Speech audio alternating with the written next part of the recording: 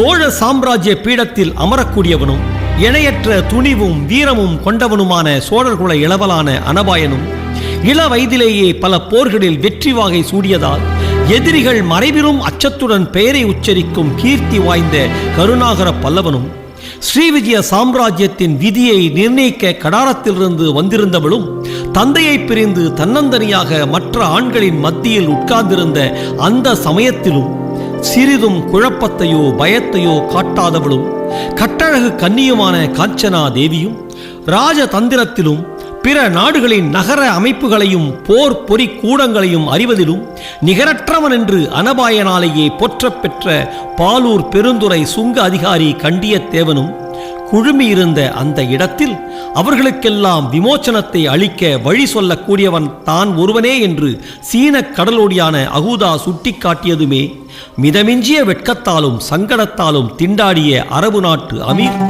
அனபாயனே தன்னை நேரடியாக யோசனை கேட்டதும் விவரிக்க இயலாத இன்ப வேதனையை அடைந்தான். அதன் விளைவாக தன் பிரம்மாண்டமான சரீரத்தை சற்று குறுக்கியும் திருப்பியும் அவஸ்தைப்பட்டதன்றி தன் பெரு விழிகளை அவர்களை நோக்கி சுற்றவிட்ட போது ஓரளவு அச்சத்துடனும் சஞ்சலத்துடனுமே அவர்களை கவனித்தான். முன்னேற்பாடாக தான் திட்டத்தை வகுத்துவிட்டு சீன கடலோடியான தன் குருநாதர் உட்பட அந்த பிரமுகர்களையெல்லாம் வீண் தர்க்கத்தில் நீண்ட நேரம் நிலைக்க விட்டது பற்றி அவர்கள் தவறாக ஏதாவது எண்ணிவிட்டால் என்ன செய்வது என்ற பயம் அவன் இதயத்தில் ஏற்பட்டது. அதை தவிர திட்டமும் பெரும் வீரர்கள் விரும்பி ஒப்புக்கொள்ள முடியாத திட்டமாக இருந்ததால் அதை எப்படி சொல்வதென்ற அச்சமும் அவனுக்கு உண்டாகவே அவன் அதை பற்றி ஆரம்பத்தில் நேரடியாக பிரஸ்தாபிக்காமல் சுற்றி வளைத்தே விவரிக்கத் தொடங்கினான். திட்டத்தை விவரிக்கும் முன்பு அவன் அடைந்த சங்கடங்களும் அவற்றின் காரணங்களும் சீன கடல் வீரனான அகூதாவுக்கு மிகவும் தெளிவாக தெரிந்ததால் அவன் அமீரை நோக்கி, இதில் சங்கடமோ வெட்கமோ அடைய வேண்டிய அவசியம் ஏதுமில்லை அமீர். நிலைமை அபாயமானது. பெரும் அரசுகளை நிர்வகிக்க வேண்டியவர்களின் நலன் சம்பந்தப்பட்டிருக்கிறது. ஆகவே திட்டத்தின் முடிவு நற்பலனை தருமானால் அதன் மார்க்கங்களை பற்றியோ முறைகளை பற்றியோ நாம் அதிகமாக கவனிக்க வேண்டியதில்லை என்று கூறிவிட்டு தன் கருத்துக்கு ஆதரவு இருக்கிறதா என்பதை அறிய அனபாயனையும் இளைய பல்லவனையும் நோக்கினான். அமீரின் திட்டத்தையோ திட்டம் நிறைவேற்றப்படுவதற்கான முறைகளையோ அறியாத அனபாயரின் முகத்திலோ கருணாகரனின் பார்வையிலோ அதற்கு எந்தவிதமான பதிலும் கிடைக்காவிட்டாலும் திட்டமான எதிர்ப்பு காஞ்சனா தேவியிடமிருந்து வரவே எதற்கும் கலங்காத அகூதாவே சிறிது கலக்கம் கொண்டான். அதுவரை நடந்ததையெல்லாம் பார்த்து கொண்டும் சொல்லப்பட்டதையெல்லாம் செவிமடுத்து கொண்டும் முகவாய்க்கட்டையில் ஒரு கரத்தை ஊன்றி சிரத்தை சற்றே உருக்களித்து தன் அஞ்சன விழிகளை அகல விரித்து உட்கார்ந்திருந்த காஞ்சனாதேவி, முடிவு மட்டும் முக்கியமல்ல சீன தலைவரே, முறைகளும் முக்கியம். தவறான முறைகளை கொண்டு சாதிக்கப்படும் முடிவுகள் இறுதியில் விபரீத விளைவையே கொடுக்கும் என்று தன் அழகிய உதடுகளை மெல்ல திறந்து சொற்களை மிக இன்பமாக உதிர்த்தாள். அத்தனை நாழிகையாக உதிர்ந்த ஆண் மக்களின் கரகரத்த கடுமையான குரல்களுக்கு பரிகாரம் செய்யும் பாணியில் இன்ப நாதம் போல திடீரென அறைக்குள் உருவாகிய அந்த கிள்ளை குரலை கேட்டதும் அறையில் இருந்த அனைவரும் அது வந்த திசையில் கண்களை திருப்பினர். மற்றவர்களுக்கெல்லாம் சற்று பின்னடைந்து இளைய பல்லவனுக்கு அடுத்தபடி லேசாக ஒதுங்கி கடைசியில் உட்கார்ந்திருந்த காஞ்சனா தேவியின் கண்களில் ஆழ்ந்த சிந்தனை தெரிந்ததை மற்றவர்கள் கண்கள் பார்க்கவே செய்தன.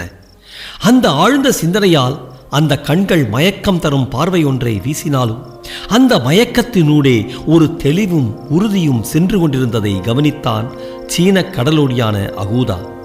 அப்படி கவனித்ததால் அந்த பெண்ணிடம் அவனுக்கு முதலில் ஏற்பட்ட அன்பு பல மடங்கு பெரியதன்றி அமீரின் திட்டத்தில் ஏதோ ஒப்புக்கொள்ள முடியாத ஒரு அம்சம் கலந்திருப்பதை அவள் புரிந்து கொண்டு விட்டாள் என்பதையும் அவன் அறிந்து கொண்டதால் அவளது கூரிய அறிவை எண்ணி பெரிதும் வியந்தான். மேலே அவள் பேச பேச அந்த வியப்பும் அவள் மீது அவனுக்கு ஏற்பட்ட மதிப்பும் வளர்ந்து கொண்டே போயின. அந்த சம்பாஷணை தொடர்க்கு அவனே வித்திட்டான். ஏனென்றால் ஆரம்ப கருத்து அவனுடையதாக இருந்தது. அந்த கருத்தை காஞ்சனாதேவி வெட்டி பேசிவிட்டதால் அதை விளக்குவதும் அவள் சந்தேகத்தை நிவர்த்திப்பதும் அவன் கடமையாயிற்று. ஆகவே அவள் ஆட்சேபனைக்கு பதில் கூற முற்பட்ட சீன கடலோடி சொன்னான், தேவி, முறைகள் தவறா சரியா என்பது சந்தர்ப்பங்களை பொறுத்தது. காஞ்சனாதேவியின் அழகிய விழிகள் சிறிதும் அச்சமின்றி கொள்ளைக்காரன் என்றும் கொடுமையின் அவதாரம் என்றும் பெயர் பெற்ற அகூதாவை நன்றாக ஏறெடுத்து நோக்கின. சந்தர்ப்பங்களை பொறுத்த மட்டும் முறைகளை கையாளுவது தவறு சீன தலைவரே என்று அவள் திட்டமாக கூறினாள். அகூதாவின் சின்னம் சிறு ஈட்டி விழிகளில் ஆச்சரியம் மேலும் படர்ந்தது. காஞ்சனா தேவியின் தைரியத்தை பற்றி அவன் உள்ளத்தில் பெரும் பக்தியும் உண்டாயிற்று. இவள் கடாரத்தை மட்டுமல்ல, ஸ்ரீ விஜய சாம்ராஜ்யத்தையே அரசாளத் தகுந்தவள் என்று தனக்குள் சொல்லிக் கொண்டான் அகூதா. அவள் பேச்சுக்கு அவன் பதில் சொன்னபோது அவன் குரலிலும் அந்த பக்தி விளக்கமாக தெரிந்தது. சந்தர்ப்பங்கள் தாமாகவே முறைகளை சிருஷ்டிக்கின்றன தேவி. தவறு சீன தலைவரே. சந்தர்ப்பங்கள் நம்மை சூழ்ந்து கொள்கின்றன, நாம் அவற்றிலிருந்து விடுவித்துக் கொள்ள பார்க்கிறோம். ஆகவே விடுவித்துக் கொள்ள முறைகளை நாம் தாம் வகுக்கிறோம், சந்தர்ப்பங்கள் அல்ல வகுப்பது என்றாள் காஞ்சனாதேவி உறுதியுடன், சற்றே தன் பூ இதழ்களை மடித்து. நான் அப்படி நினைக்கவில்லை தேவி. சந்தர்ப்பங்கள் தான் முறைகளை வகுக்க நம்மை தூண்டுகின்றன. அது மட்டுமல்ல, பழைய வழிகள் அடைபடும் போது புது வழிகளுக்கும் முறைகளுக்கும் கோடி காட்டுவதும் சந்தர்ப்பங்கள் தான். நான் அமீரிடம் அறிந்த விஷயங்கள் சரியானால் உண்மை நிலை இதுதான். நீங்களும் உங்கள் தந்தையும் இளைய பல்லவரும் அமைதியான பாலூர் பெருந்துறையை நாடி வந்தீர்கள். ஆனால் உங்களை எதிர்நோக்கி நின்றது அமைதியுள்ள பாலூர் பெருந்துறை அல்ல, உங்களை நசுக்கிவிட தீர்மானித்துள்ள கடுமையான கலிங்கத்தின் கடல் வாசல். சூழ்நிலை விபரீதமாயிருந்தது. சந்தர்ப்பங்கள் மாறுபட்டிருக்கின்றன. தூதர் என்ற முறையிலே நாகரிகமாக வரவேற்கப்பட வேண்டிய கருணாகர பல்லவர் வாழ்முறையிலே வரவேற்கப்பட்டார்.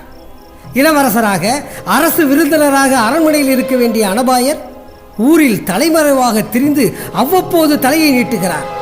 2 கப்பல்களுடன் வர்த்தக நிமித்தமாக பாலூர் வந்த நான் வாணிபத்தை முடித்துக்கொண்டு எந்தவித கஷ்டமும் இல்லாமல் நங்கூரத்தை நீக்கி கடலில் செல்லலாம்.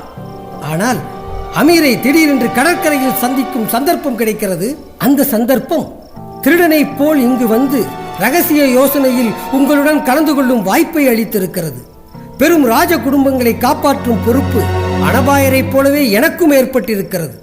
ஆகையால் எதையும் நாமாக தீர்மானித்து விட முடியாது. நமது இஷ்டப்படி காரியங்கள் நடக்கவும் முடியாது. சந்தர்ப்பங்களை ஒட்டி முறைகளை வகுப்பதுதான் விவேகம். அந்த விவேகம் அமீருக்கு உண்டு. ஏதோ சங்கடமான முறையை வகுத்திருக்கிறான் அமீர், அதனால் தான் சங்கடப்படுகிறான். அமீர், எதுவாயிருந்தாலும் பாதகமில்லை, சொல் அமீர் என்று அமீரை ஊக்கவும் செய்தான். அமீர் தன் பெரு விழிகளால் அனபாயன் முகத்தையும் இளைய பல்லவன் முகத்தையும் சில வினாடிகள் துழாவிவிட்டு பிறகு காஞ்சனாதேவியை நோக்கிச் சொன்னான்.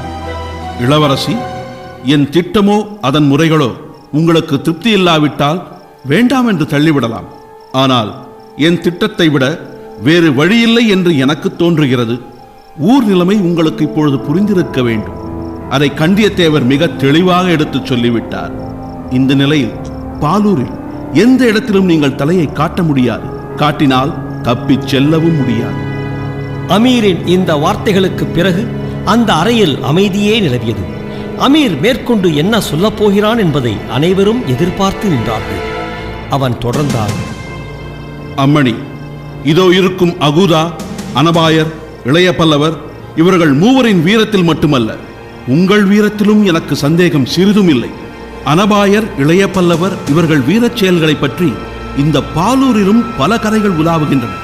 இருவரையும் தமிழர்கள் தெய்வங்களைப் போல பாவிக்கிறார்கள். அகூதாவின் வீரத்தை நான் நேரடியாக பார்த்திருக்கிறேன். உலகத்தின் மாபெரும் வீரர்களில் என் குருநாதர் ஒருவர். கடலில் இவருடைய ஒரே மரக்கலம் சீன அரசாங்கத்தின் பல மரக்கலங்களை ஒரே சமயத்தில் முறியடித்து ஓடச் செய்திருப்பதை நான் என் 2 கண்களாலும் கண்டிருக்கிறேன். உங்கள் வீரத்தை பற்றி நான் என்ன சொல்ல? அனபாயருக்கு அருகில் நான் இழுத்து நின்று அனந்தவர்மனையே அச்சுறுத்திய உங்கள் செய்கை இன்று பிற்பகலே பாலூரில் தீயாக பரவிவிட்டது.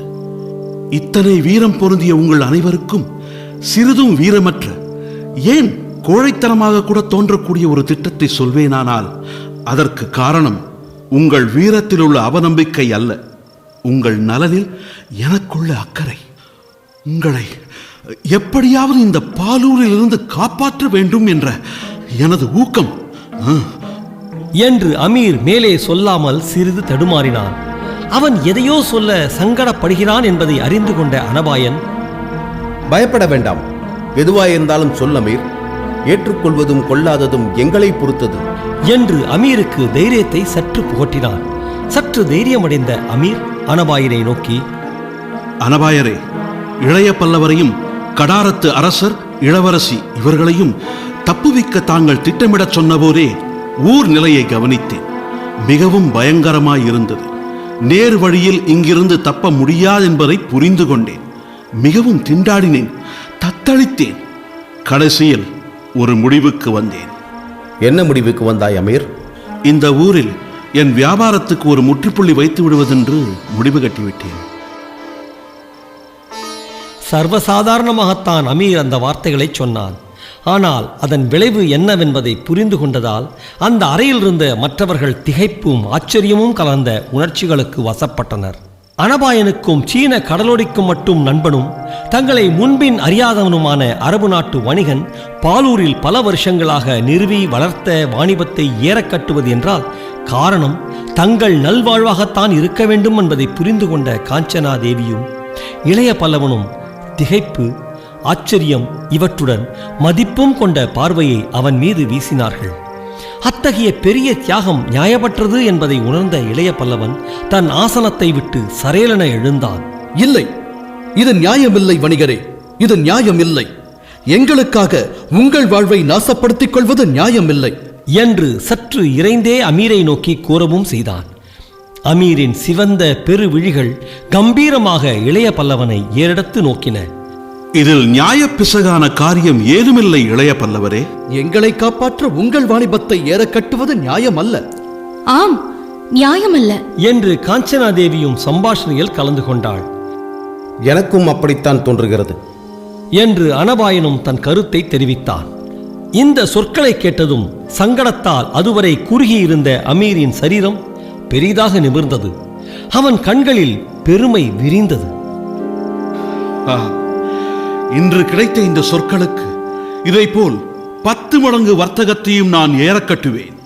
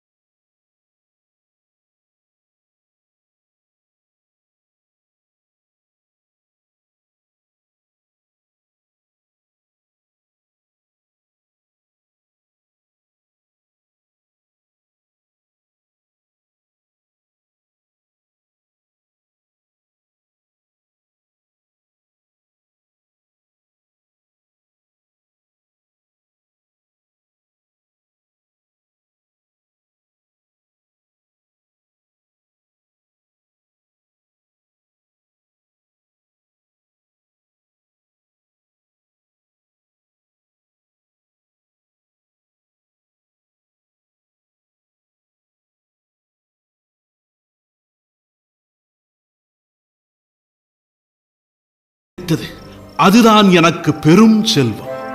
இப்படி சொல்லிவிட்டு தன் பார்வையை அகூதா மீதும் அனபாயன் மீதும் திருப்பிய அமீர், இந்த இருவரும் உலகத்தின் மகா புருஷர்கள். இவர்கள் நட்பு எனக்கு கிடைத்ததுதான் பெரும் செல்வம். ஆகவே என் வாணிபத்தையோ அதனால் வரும் செல்வத்தையோ நான் ஒரு பொருட்டாக பாவிக்கவில்லை. அகூதாவும் அனபாயரும் தனது அன்பு எத்தன்மையது என்பதை உணர்த்தினார்கள். அதன் தன்மையை நீங்கள் அறிய முடியாது. ஆகவே இந்த வாணிபத்தை ஏறக்கட்டுவதால் நான் பெரும் தியாகம் செய்வதாக நினைக்க வேண்டாம். இது நான் அனபாயர் அன்புக்கு அளிக்கும் சிறு காணிக்கை. இந்த ஏழையை அவர் நேற்று நாடி வந்தபோது இந்த முடிவுக்கு வந்துவிட்டேன். அதுவும் குருநாதரை சந்தித்ததும் அந்த முடிவு உறுதிப்பட்டு விட்டது. உண்மையில் பார்க்க போனால் இதில் தியாகம் எதுவும் இல்லை, சுயநலமே இருக்கிறது. என் திட்டம் நிறைவேறிய பின் நான் இந்த ஊரில் இருக்கவும் முடியாது. ஆகையால் வேறு வணிகருக்கு இந்த கடையை விற்றுவிட்டேன் என்று கூறிய அமீர் சரேல் என்று அகூதாவின் பக்கம் திரும்பி, குருநாதரே,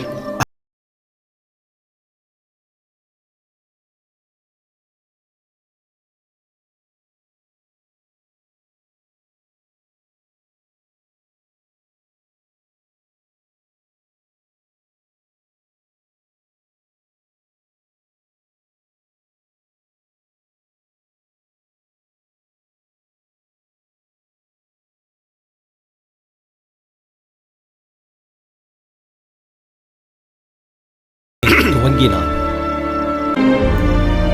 அமீரின் சொற்களிலிருந்து எது வெளியானாலும் ஒரு உண்மை மட்டும் தெள்ளென விளங்கியது இளைய பல்லவன் உள்ளத்துக்கு. எந்த தியாகத்தையும் தான் செய்யவில்லை என்பதை காரணங்களை சுட்டிக்காட்டி அமீர் வலியுறுத்தினாலும் அந்த காரணங்கள் வெறும் போலி காரணங்கள் என்பதையும், அனபாயனிடம் கொண்டுள்ள சொல்லவண்ணா அன்பினாலும் மதிப்பினாலும் இத்தகைய இணையில்லாத தியாகத்தை செய்ய அமீர் தீர்மானித்திருக்கிறான் என்பதையும் இளைய பல்லவன் சந்தேகத்துக்கு இடமின்றி புரிந்து கொண்டான். ஒரு மனிதன் தான் வெகு காலமாக கட்டி பெருக்கிய வாணிபம், வீடு, வாசல், பொருள் அனைத்தையும் துறந்து ஊரை விட்டே வெளியேறுவதென்றால் அந்த தியாகம் சாமானியமானதல்ல என்பதை அறிந்து கொள்ள கன நேரம் கூட பிடிக்கவில்லை பல்லவ குலத்தின் அந்த பெருமகனுக்கு. கோதாவரியின் அற்றங்கரை குடிசையிலிருந்து மாறுவேடம் அணிவித்து தங்களை பாலூரின் பெரு வீதிகளில் பகிரங்கமாக அழைத்து வந்த அமீர் உண்மையில் இஷ்டப்பட்டால் கலிங்க அதிகாரிகள் கண்களில் மண்ணை தூவுவது பிரமாதமான காரியமல்ல என்றும் இளைய பல்லவன் எண்ணினான்.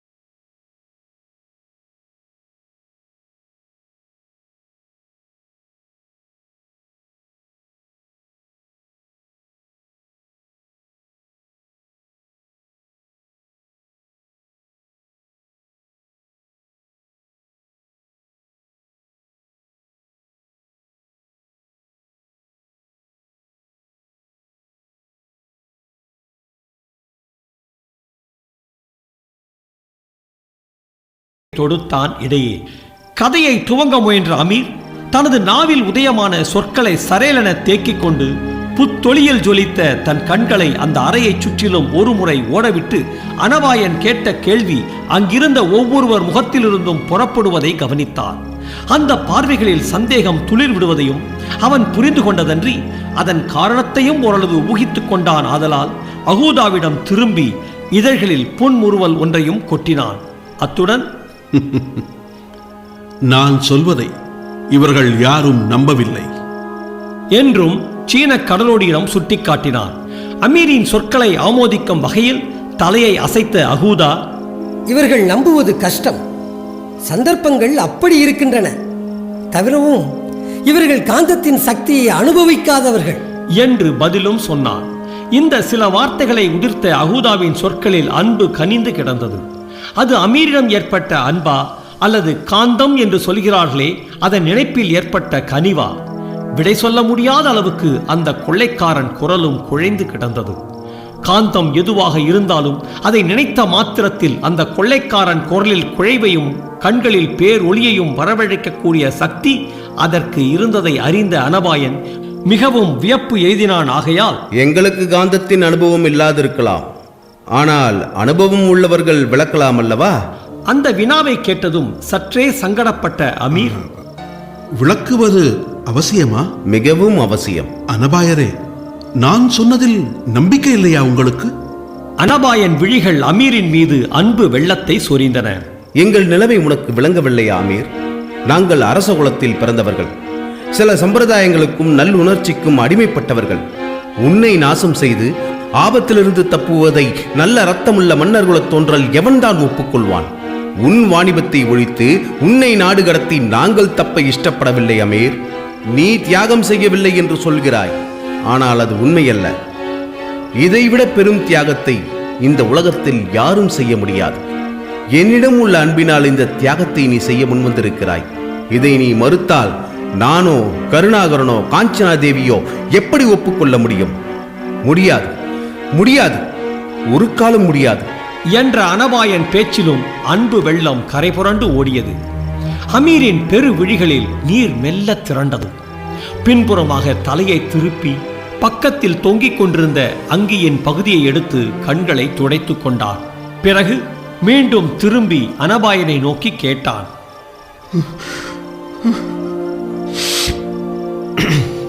நீங்கள் இந்த பாலூர் வராதிருந்து நான் என் குருநாதரை மட்டும் சந்தித்திருந்தால் என்ன நடந்திருக்கும் என்று நினைக்கிறீர்கள்?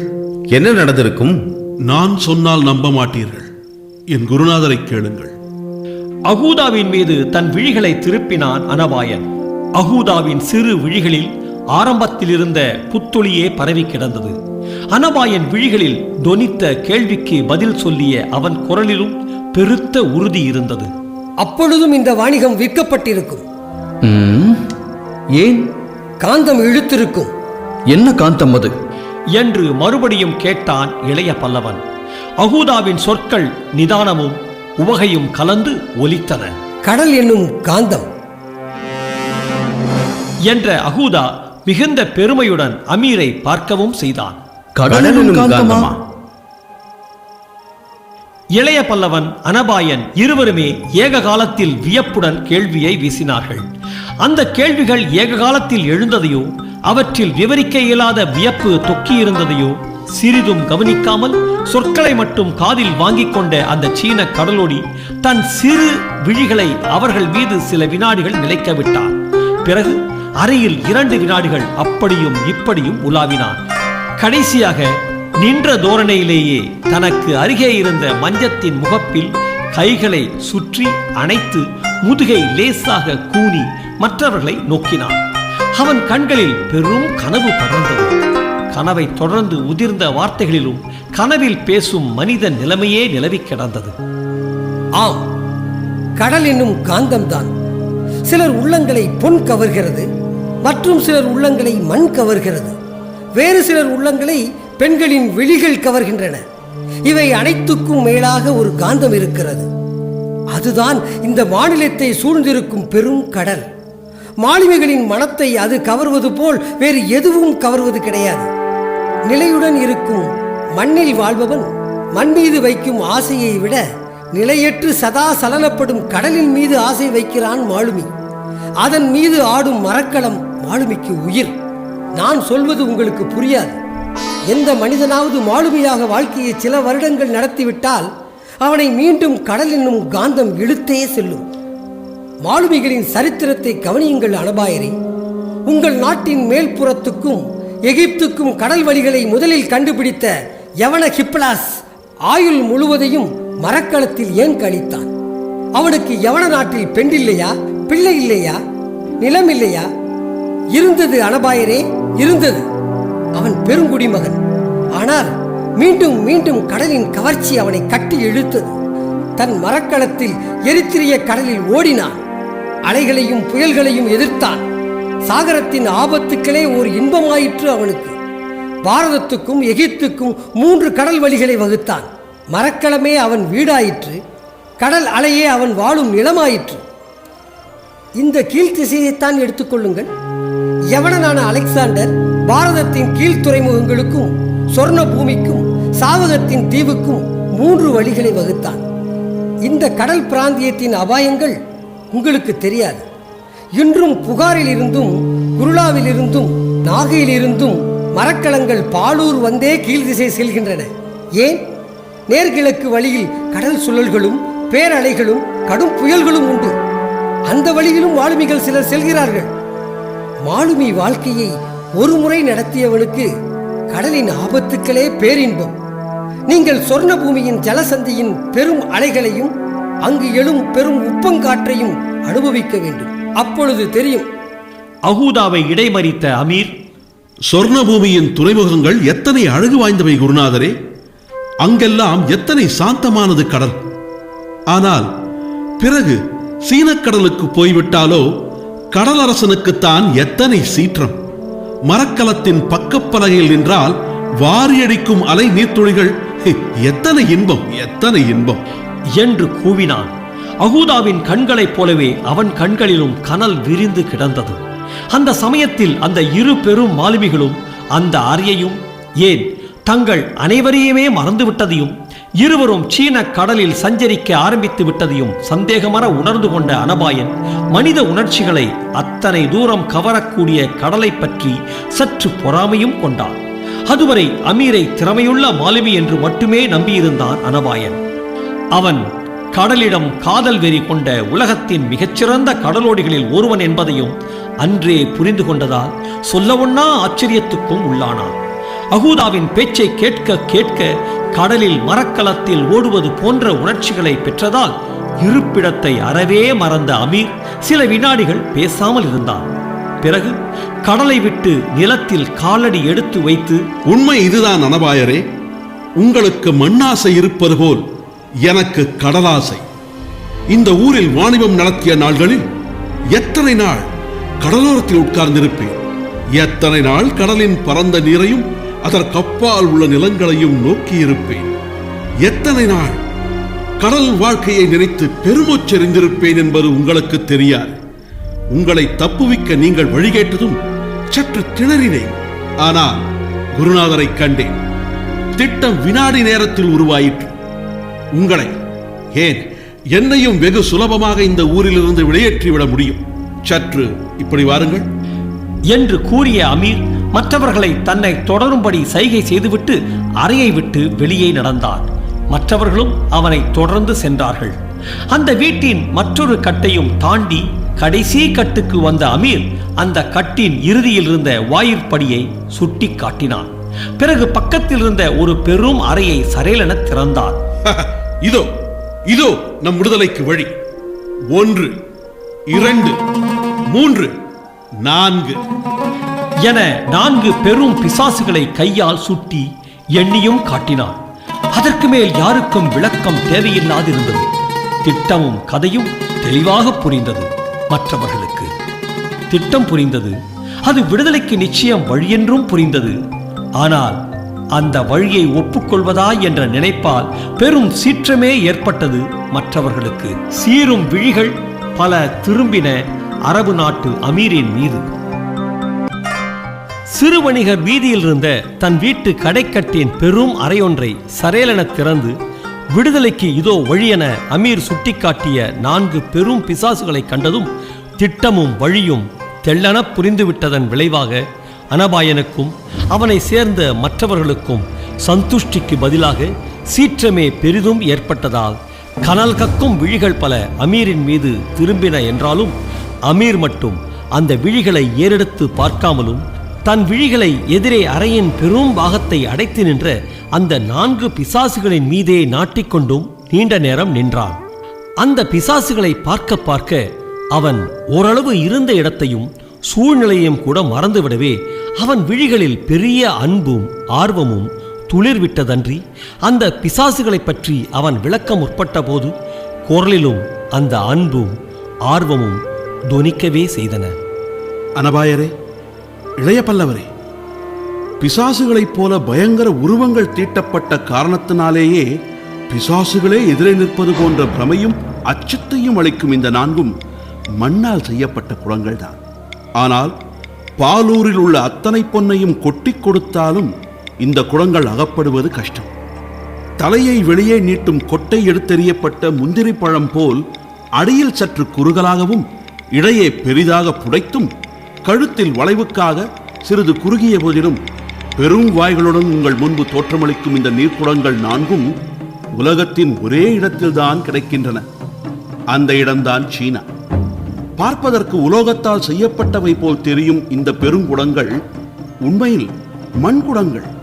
சீனத்தின் உயர்ந்த மண்ணிலே செய்யப்பட்டதால் சாதாரணமாக உடையாதவையும் மிகவும் கடினமானவையும் முந்திரி பழம் போலவே செவ்விய வண்ணம் பூசப்பட்டதாலும் பிசாசுகள் போன்ற பல உருவங்கள் அந்த சிவப்பு வர்ணத்தின் மீது வெள்ளைக்கோடுகளாக இழுக்கப்பட்டிருப்பதாலும் பார்ப்பதற்கு மிக பயங்கர தோற்றத்தை அளிக்கக்கூடியவையுமான இந்த மண்குடங்களில்தான் சீனர்கள் தங்கள் கப்பல்களில் பயணத்துக்கு நீர் சேகரித்து வைக்கிறார்கள்.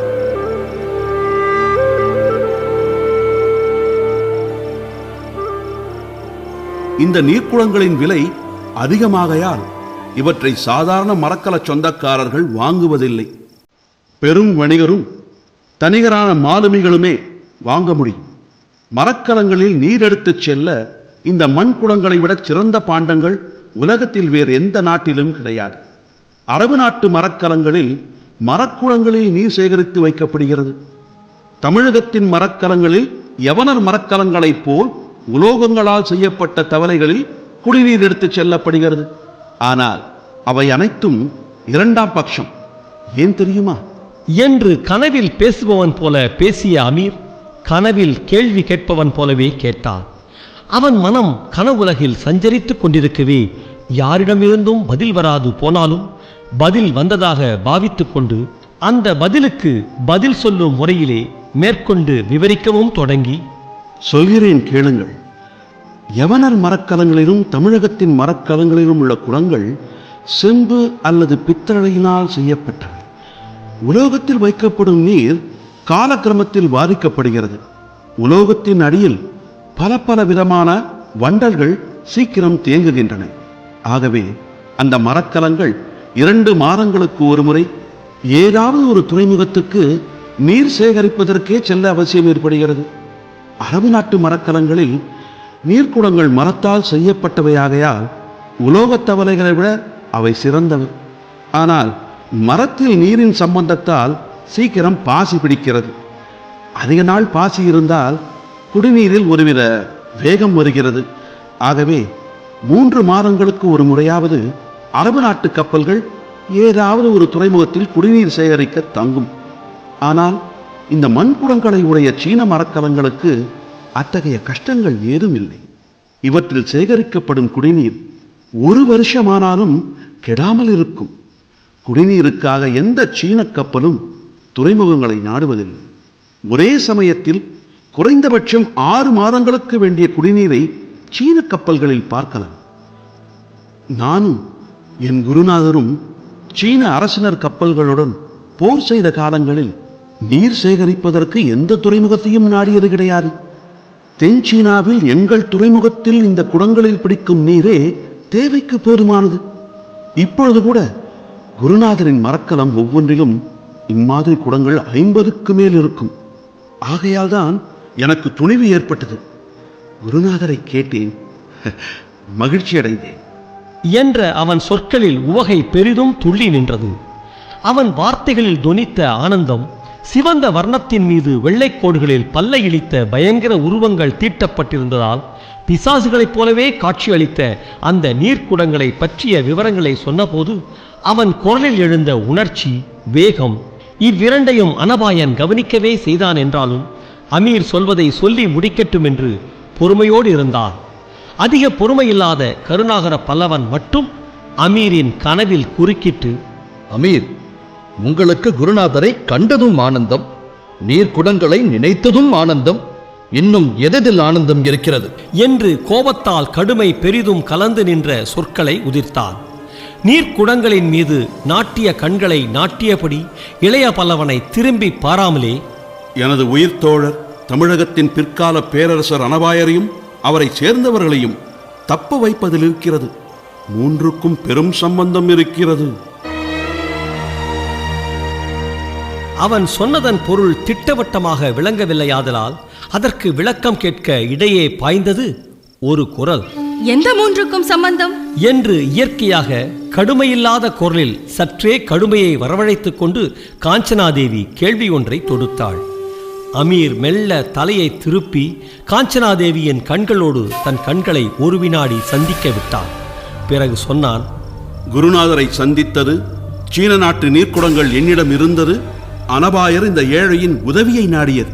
இந்த மூன்றிலும் எனக்கு ஆனந்தம். மூன்றுக்கும் நெருங்கிய தொடர்பு இருக்கிறது. என்ன தொடர்பு? அமீர் காஞ்சனா தேவியையும் பார்த்து நீர்க்குடங்களையும் பார்த்தார்.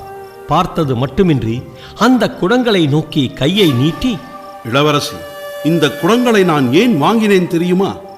எனக்கு எப்படி தெரியும் என்றாள் காஞ்சனாதேவி அவன் கேள்வியில் அதிக சிரத்தை காட்டாமலே.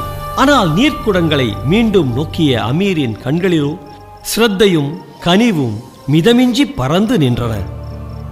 இந்த நீர்க்குடங்களை நான் வாங்கிய போது இவை உங்களை தப்ப வைக்கும் என நான் கனவு கூட காணவில்லை. இந்த நில வாழ்க்கையில் சலித்ததா நீர் வாழ்க்கையை மேற்கொள்ள இவற்றை வாங்கினேன். கடலினும் காந்தம் என்னை இழுத்ததால் என் வாணிபத்தை ஏறக் கட்டிவிட்டு ஒரு மரக்கலம் வாங்கி திரைக்கடலோட திட்டமிட்டேன். அந்த திட்டத்தின் முதல் படியாக இவற்றை வாங்கினேன். குருநாதரிடம் மரக்கல பயிற்சியை அடைந்த பிறகு வாணிபம் செய்வதாயிருந்தால் தரை வாணிபம் வேண்டாம், அலைகடலில் ஓடி மரக்கலத்தின் மூலம் வாணிபம் புரிவோம் என்ற ஆசை ஏற்பட்டது. அந்த ஆசையை பூர்த்தி செய்து கொள்ள பாலூர் வந்தேன். வாணிபத்தை பெருக்கினேன். சென்ற வருடமே வாணிபத்தை ஏறக்கட்டி மரக்கலம் வாங்கி நீரின் மேல் நடந்திருப்பேன். ஆனால் கடலைப் போலவே மற்றொரு காந்தம் என்னை பற்றி கொண்டது இந்த பாலூரிலே என்று சொல்லிக்கொண்டே போன அமீர் சற்று நின்று அனபாயரை திரும்பி நோக்கினான். அது இந்த காந்தம்தான். இவர் நட்பில் சிக்குண்டேன். பாலூரில் தமிழருக்கு தொண்டு புரிய தீரமும் சாகசமும் நிறைந்த செயல்களில் இவர் ஈடுபட்டதைக் கண்டு முதலில் வியப்பின் வசப்பட்டேன். பிறகு இவர் அடிமையாகவே ஆகிவிட்டேன். இவர் மூலம்தான் இப்பொழுது இந்த அடிமைத்தலையும் போகிறது. ஆனால் அந்த அடிமைத்தலை எத்தனை இன்பமானது! அந்த நட்பு அவர் விடுதலைக்கு மட்டுமல்ல, அவர் நண்பர்கள் விடுதலைக்கும் மார்க்கம் கேட்டது. சமயத்தில் குருநாதரும் வந்தார். என்னிடமும் சந்தர்ப்பவசத்தால் நீர்க்குடங்கள் இருந்தன. விதி எப்படித்தான் காரியங்களை நடத்தி கொள்கிறது பாருங்கள். குருநாதர் இல்லையே இந்த நீர்க்குடங்களால் எந்த பயனும் இல்லை. ஏனென்றால் இத்தகைய நீர்க்குடங்கள் சீன கப்பல்களுக்காக ஏற்பட்டவை. வேறு கப்பல்களில் இவற்றை ஏற்றச் சொன்னால் நமது திட்டம் அம்பலமாகிவிடும். ஆகவே குருநாதரை கண்டதும் மகிழ்ச்சி அடைந்தேன். அவர் மரக்கலத்துக்கு நீர் சேகரிக்கும் பாவனையில் அவர் மரக்கலத்தின் 5-6 குடங்களை ஊருக்குள் கொண்டு வருவது, போகும்போது குடங்களை மாற்றி விடுவது அல்லது கூட சேர்த்து விடுவது. சில குடங்களில் நீர், சில குடங்களில் மனிதர். யார் கண்டுபிடிக்க முடியும்? குருநாதர் வந்ததால் குடங்களுக்கு பயன் பிறந்தது. குடங்களுக்கு பயன் பிறந்ததால் அனபாயருக்கு நான் உதவ முடிந்தது. மூன்றுக்கும் சம்பந்தம் கேட்டீர்களே, புரிகிறதா தேவி? காஞ்சனாதேவிக்கு மட்டுமென்ன, மற்றவர்களுக்கும் திட்டம் தெளிவாகத்தான் புரிந்திருந்தது. எதிரே பயங்கரமாக உயரமாக நின்ற நீர்க்குடங்களை கவனித்த அனபாயன், இந்த நீர்க்குடம் ஒவ்வொன்றிலும் மனிதர் எழுந்து நின்றாலும் தலைவலியே தெரியாது. விந்தையான திட்டம் என்று தனக்குள்ளேயே சொல்லிக் கொண்டார். அமீர் சொல்வது போல் இந்த நீர்க்குடங்களில் ஒளிந்து சென்றாலும் இவற்றை பாலூர் சுங்க அதிகாரிகள் சோதிக்க மாட்டார்கள் என்பது என்ன நிச்சயம்? என்று தன்னைத்தானே கேட்டுக்கொள்ளவும் செய்தான் சிறிது சந்தேகத்துடன். அனபாயன் மனதில் ஓடிய எண்ணங்களை அமீர் புரிந்து கொண்டிருக்க வேண்டும்.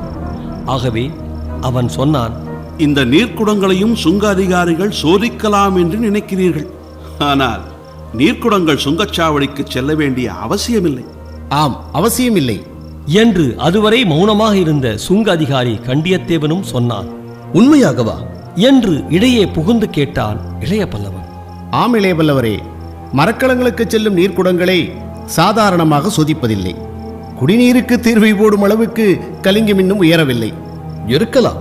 ஆனால் இன்றைய சூழ்நிலையில் அவர்கள் நீர்க்குடங்களையும் சோதிக்க மாட்டார்கள் என்று எப்படி சொல்ல முடியும்? சொல்ல முடியாது. நிலமார்க்கங்களை அடைந்துவிட்ட பீமனும் அனந்தவர்மனும் உங்களை நீர் வழியிலும் தப்பவிட மாட்டார்கள். எத்தனை பெரிய நீர்க்குடங்கள் வண்டியில் போய் நீர்க்கரையில் படகுகளில் ஏற்றப்படும் முன்பு சோதிக்கப்படலாம். அப்படி சோதிக்கப்பட்டால் அதில் ஆபத்து இருக்கத்தான் செய்யும். ஆபத்து இரு வகையானது. நீர்க்குடங்கள் மீது கண்களை நிலைக்கவிட்டு மற்றவர்களுக்கு முதுகை காட்டிக்கொண்டு நின்ற அமீர் சரையலென திரும்பி இளைய பல்லவனை, ஆபத்து இருவகைப்பட்டதா? ஆம் அமீர், இருவகைப்பட்டது என்று உறுதியுடன் கூறிய இளைய பல்லவன் குரலில் வெறுப்பும் மண்டி கிடந்தது. எனக்கு புரியவில்லை இளைய பல்லவரே. புரியச் சொல்கிறேன், கேளுங்கள் அரபு நாட்டு வணிகரே. உமது திட்டத்தில் உயிரை பற்றிய ஆபத்து ஒன்று. ஆனால் அதைவிட நாங்கள் பெரிதாக மதிக்கும் மானத்தை பற்றிய ஆபத்து மற்றொன்று. ஆக 2 ஆபத்துக்கள் இருக்கின்றன. உயிரை பற்றி நாங்கள் கவலைப்படவில்லை. ஆனால் மானம், அதன் கதையே வேறு. நீர்க்குடங்களில் நாங்கள் பதுங்கிச் சென்று சுங்க அதிகாரிகளிடம் அகப்பட்டு கொண்டால் பீமனின் கையால் உயிர் போகும். ஆனால் மக்கள் கண் எதிரிலேயே மானம் போய்விடுமே. உயிருக்காக குடங்களில் பதுங்கிய வீரர்கள் என கலிங்கத்தின் நாவலர் கவிதைகளை பொழிவார்கள். சரித்திரத்தில் நாங்கள் பெறும் இடம் என்று கூறி பேச்சை முடிக்காமலே விட்டான். உள்ளெழுந்த கோபம் அவன் நாவை கூட கட்டியிருந்தது. அவன் குரலில் இருந்த சீற்றம் காஞ்சனாதேவியின் கண்களிலும் தெரிந்தது. ஆனால் அந்த சீற்றத்தை சிறிதும் லட்சியம் செய்யாத அமீர் சொன்னான், தவறு இளைய பல்லவரே, தவறு. தந்திரத்தால் தப்புவதை வீரத்தில் கண்ணிய குறைவென்று சரித்திரத்தில் யாரும் கூறியதில்லை. எங்கள் நாட்டில் இருந்த பேரரசனான கான் மாளிகைக்குள் புரட்சி வீரர்கள் குடங்களில் பதுங்கிச் சென்று அரசனை வெற்றி கண்டதாக பழங்கதை இருக்கிறது. இந்த வீரர்களை பேடிகள் என்று சரித்திரம் கூறவில்லை. பதுங்கி தப்பிச் சென்ற வீரர் கதைகள், மாறுவேடம் பூண்டு மாவீரர் தப்பிய கதைகள் சரித்திரத்தில் பல உண்டு. அரக்கு மாளிகையிலிருந்து சுரங்க வழியில் தப்பி வேதியர் வேடம் தாங்கி மறைந்துரைந்ததாக மாவீரர் 5 பற்றி உங்கள் மகாபாரதமும் கூறுகிறது. அவர்களை கோழைகளாக புராணமோ சரித்திரமோ கூறவில்லை. பதுங்குவதும் மறைவதும் தவறல்ல. புலி பதுங்குவது பாய்வதற்காக. பதுங்கும் புலியை கோழை என்று யாரும் சொல்வதில்லை. அப்படி பதுங்கி தப்ப நான் இஷ்டப்படவில்லை. ஆமாம், எனக்கும் இஷ்டமில்லை என்றாள் காஞ்சனாதேவி. அமீரின் பெருத்த உதடுகளில் புன்முறுவல் தவழ்ந்தது. இந்த திட்டத்தில் ஆபத்தில்லை, அதனால் வீரமில்லை என்று நினைக்கிறீர்கள். ஆனால் பேராபத்து இருக்கிறது. அதை சொன்னால் புரியும் உங்களுக்கு. கேளுங்கள் என்று ஆபத்தையும் விளக்கினான் அமீர். அவன் விளக்கத்தை கேட்டதும் ஆபத்து பலத்த ஆபத்துதான் என்பதை இளைய பல்லவன் புரிந்து கொண்டான். அந்த ஆபத்தில் தங்களுக்கு உயிர் போகவும் கூடும் என்பது அவனுக்கு புரிந்திருந்தது. வாளுக்கு நிரம்ப வேலை இருக்கத்தான் செய்தது அமீர் திட்டத்தில். ஆனால் திட்டம் சிறிது தவறினால் காத்திருந்தது பெரும் படுகுழி.